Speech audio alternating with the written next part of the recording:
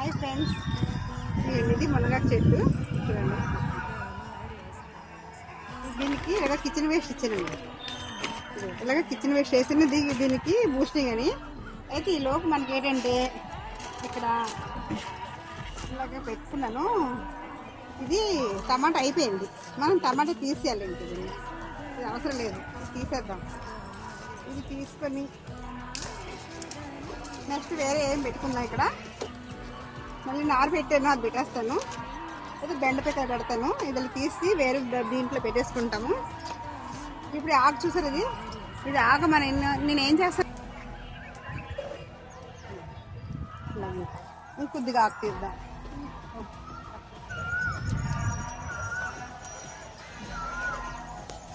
ఇంత ఆకు వచ్చింది. ఇది మన ఇంట్లో అందరికీ 4 రోజులు సరిపోతుంది. మళ్ళీ తర్వాత వచ్చి 4 రోజులకి మళ్ళీ చేసుకుందాం.